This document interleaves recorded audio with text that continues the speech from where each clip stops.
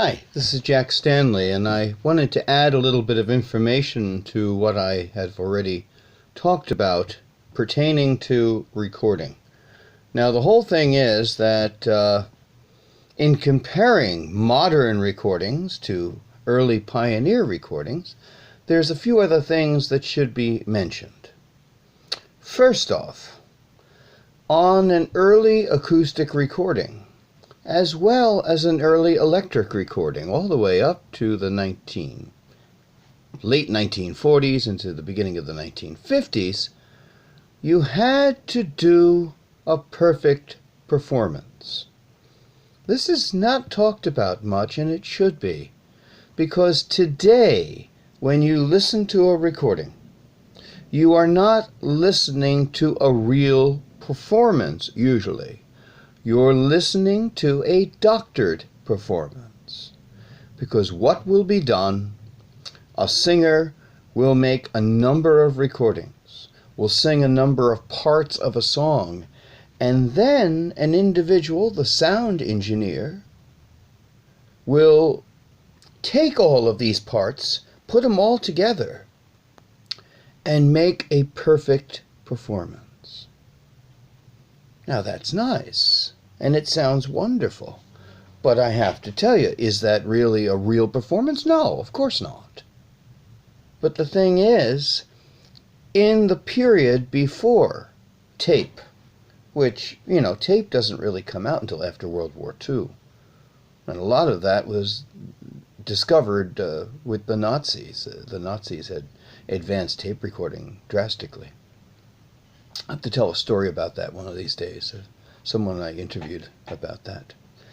Now, getting back to the old records, you had to do a perfect performance, because when you would record on a record, you would sit there and start on the outside and work your way in. You couldn't stop.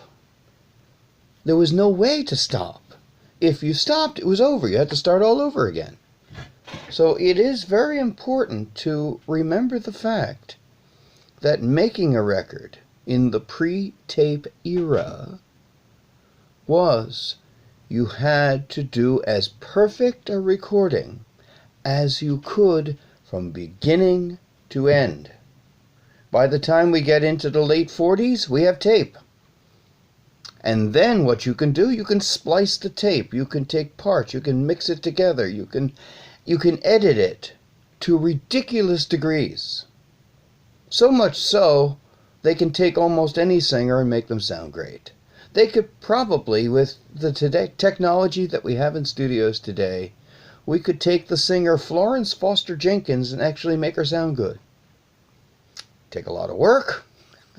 Someone would have to get a lot of overtime for that work, I imagine, but it could be done. Also, we have auto-tune. We have all this stuff that takes away, in many respects, sullies the whole idea of doing a grand and perfect performance. So these singers who performed would sing from beginning to end. Now, would it be a perfect performance? Usually there would be a little boo-boo here or there, but they couldn't stop. And they couldn't take the perfect parts of each and put them together. So you gave as good a performance as possible. Now, with that being said, you could never, ever, ever compare one of those early recordings with a recording made today, because you have everything stacked in the favor of the record of today. When you were making an acoustic recording or an early electric, you did not have that luxury. You had to be competent enough to sing from beginning to end perfectly. Now, were there mistakes made? Sure. Were there errors here and there? Sure. Were there times they were a little flat or a little sharp? Sure. But the whole recording itself would be pretty good, and a lot has to be said about the ability of a lot of these early recording artists, because they were able to do incredible things that today most artists could not. We live in a digital world. We live in a world in which everything can be fixed. anything can be altered, everything can be changed. And that's a very sad part, because you never know exactly what is real and what has been recreated. Therefore, there's always an issue when it comes to recording.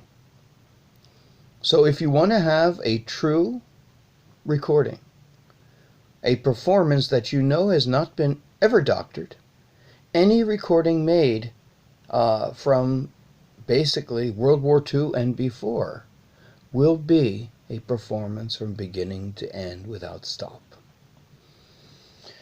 Today, very rarely will a recording be put out that does not have mixers, that does not have any kind of editing. And therefore, it's no longer a performance. It is basically a work of art. If you think about it, it is something where they took components, put it together, and created something totally new. And that's what recordings are.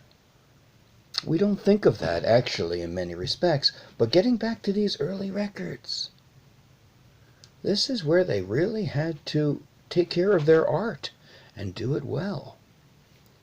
Now, I had mentioned in the previous video about recording and overtones. And it's true that the acoustic process was the great robber of overtones. But the one company that was able to capture them was Edison.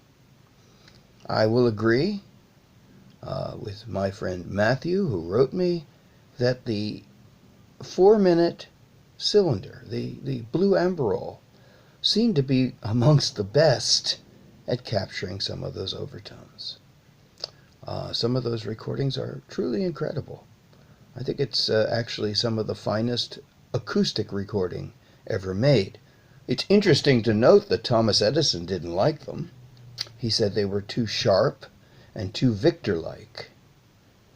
However, you'll notice a vast difference in many of the recordings of the blue amberol cylinder, especially 1912 to 1914, when they were direct recording, not dubbed, and compare them to the diamond discs. The diamond discs are deeper, a little deader. They conform to the hearing of Thomas Edison, and they played music as he liked to hear it, not as you like to hear it, which is kind of interesting. You know, it's interesting. I went through all of Edison's notebooks and reading everything he wrote about recording, and I wrote it down in books. I did an article in a book that was done with Charles Gregory, and I wrote an article about Edison's comments, and I guess eventually I should put that out so people can see it, because that book didn't get a great deal of publication. Another thing to mention as well is, remember the fact that you can never compare recordings from the past with the recordings of today, because indeed, there's no way you can truly have a fair comparison unless you took that artist and made them make recordings the way they were made in 1910, which is an impossibility. So we have recordings that go back to the end of the 1880s, and it's a fantastic legacy of recording. But I think that historians dealing with the history of sound recording will come to a understanding that after World War II, recording took on a totally different mantle, one might say, because no longer were we getting a pure performance. We were getting a composite picture made out to be a perfect performance. And that is very, very important. So I wanted to add these few thoughts. And there's a lot more I want to add as I think about it. I hope you enjoy this. Thank you.